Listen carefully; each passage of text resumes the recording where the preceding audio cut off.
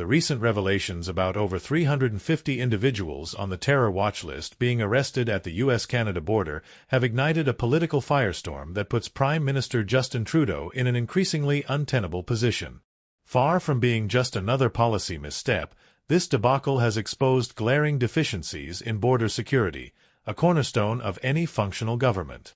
Canadians, long patient with their leaders' charm and platitudes, are now grappling with a chilling reality.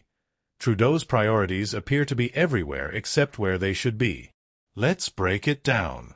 The idea that individuals flagged as severe threats are slipping through Canada's border policies isn't just alarming, it's enraging. This isn't about bureaucratic hiccups or logistical oversights, it's about fundamental national security failures. The United States, dealing with its own border challenges, has grown increasingly vocal about the lax oversight on their northern front. And who can blame them? The proportion of high-risk individuals intercepted there dwarfs the figures at the U.S.-Mexico border, putting Canada in an uncomfortable spotlight. So, where is Trudeau in all this? Jet-setting for photo ops, championing international initiatives, and, apparently, perfecting the art of colorful socks diplomacy. While Americans are debating tariffs and border security, Trudeau is busy being the poster child for what happens when style takes precedence over substance. It's not just the border fiasco causing headaches.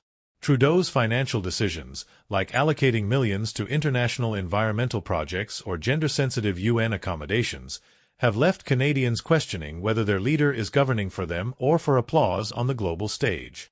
These choices feel particularly tone-deaf against the backdrop of rising inflation, a housing crisis, and systemic underinvestment in areas that directly affect everyday Canadians. And then there's Donald Trump. Like him or not, the former U.S. president has turned Trudeau into a political punching bag. Trump's tariff threats are the kind of hardball tactics that demand a strong response, but Trudeau's counter seems more like scrambling than strategy. Emergency meetings and vague assurances don't inspire confidence. They reinforce the narrative that Canada's leader is in way over his head. As opposition voices grow louder, Trudeau's grasp on power looks shakier by the day. Figures like Pierre Poilievre are capitalizing on this leadership vacuum, presenting themselves as sharp, decisive, and unafraid to tackle the pressing issues Trudeau seems intent on ignoring. Poilievre's direct approach, coupled with his alignment with Trump's border concerns, resonates with a public exhausted by empty rhetoric. The provinces aren't exactly rallying behind the Prime Minister either. Recent discord among premiers during emergency meetings highlights a growing frustration with Trudeau's inability to unite the country in times of crisis. Leaders like Doug Ford and Danielle Smith aren't mincing words, openly questioning Ottawa's priorities and leadership. This fractured response underscores a grim reality. When the provinces are more aligned with each other than with the federal government, something is seriously amiss. What's most disheartening is how predictable this all feels. Trudeau's tenure has been marked by flashy announcements and lofty promises, but when the rubber meets the road, the results are underwhelming at best. His failure to address real issues has eroded public trust to the point where even his most ardent supporters are questioning whether he's the right person to lead the country. At this rate, the question isn't if Trudeau will step down but when. His legacy, once seen as a beacon of progressive leadership, now risks being remembered as a cautionary tale of wasted potential and misaligned priorities. Canadians deserve a leader who doesn't just talk about solutions but delivers them, a leader who puts their safety and prosperity first, not their PR image. Until then, the road ahead looks as murky as ever. The cracks in Trudeau's leadership are widening, and the repercussions of his failures are rippling across every facet of Canadian governance. Public frustration isn't just simmering, it's boiling over. Polls consistently reflect a population that feels ignored, betrayed, and increasingly disillusioned by a government that seems more interested in optics than outcomes. The most glaring aspect of Trudeau's failures is his complete disconnect from the realities Canadians face every day. Rising inflation, skyrocketing housing costs, and an overwhelmed healthcare system paint a picture of a country in crisis. Yet Trudeau's government prioritizes grandstanding on international stages and funneling millions into programs with little tangible benefit to Canadians. His defenders argue these are investments in long-term global partnerships, but try explaining that to a family struggling to pay for groceries or a young professional who can't afford a place to live. And let's not forget the border security scandal, which is quickly becoming the albatross around Trudeau's neck. The sheer number of flagged individuals attempting to cross into the U.S. from Canada raises uncomfortable questions about just how porous Canada's borders have become. Opposition leaders are rightly demanding answers, and Canadians are growing tired of excuses. Trudeau's assurances of increased funding and technology at the border feel like too little, too late, especially when the statistics tell a different story. Meanwhile, Justin Trudeau's approach to crisis management has turned into a masterclass in missed opportunities. His handling of Trump's tariff threats, for instance, highlights his inability to negotiate effectively. While Trump leverages every ounce of power to secure favorable terms for the U.S., Trudeau's strategy appears to rely on vague promises of retaliatory measures and platitudes about cooperation. The result? A perception that Canada is being pushed around on the global stage, with its leaders struggling to keep pace. This lack of preparedness and foresight is a recurring theme in Trudeau's administration. Take the Premier's meeting called to address the border and trade crises. Rather than presenting a unified front, the gathering revealed deep divisions among provincial leaders. Some, like Danielle Smith, emphasized the urgency of securing borders, while others, like Doug Ford, focused on the potential economic fallout of U.S. tariffs. François Legault went even further, suggesting that Trump's critiques of Canada's border policies might not be entirely off base. Instead of bridging these divides, Trudeau's absence of clear direction has exacerbated them.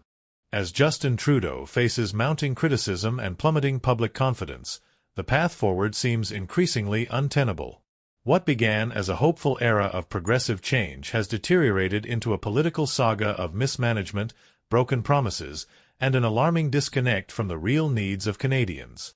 Every scandal, every mishandled crisis, and every tone-deaf policy has contributed to a growing sense that Trudeau's leadership is not just faltering, it's failing outright. The border security debacle is emblematic of a broader issue, a government that reacts rather than plans. The revelation of over 350 individuals flagged on the terror watch list attempting to cross into the United States is a stark reminder of just how vulnerable Canada's systems have become. Critics argue that this isn't just an isolated failure but a symptom of a much larger problem, a leadership unwilling or unable to prioritize national security in a meaningful way. While Trudeau promises increased resources, the public remains skeptical, and the numbers suggest little improvement in oversight or policy effectiveness. Then there's the economic turmoil, exacerbated by Trump's aggressive tariff threats. The potential for a 25% levy on Canadian imports looms large, threatening to destabilize key industries and disrupt trade relationships that are vital to Canada's economy.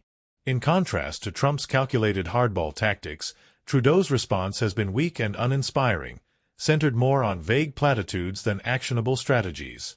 For Canadians, it's another reminder that their leader seems out of his depth when it comes to navigating complex geopolitical challenges. Perhaps most damning is Trudeau's inability to unify the country in times of crisis.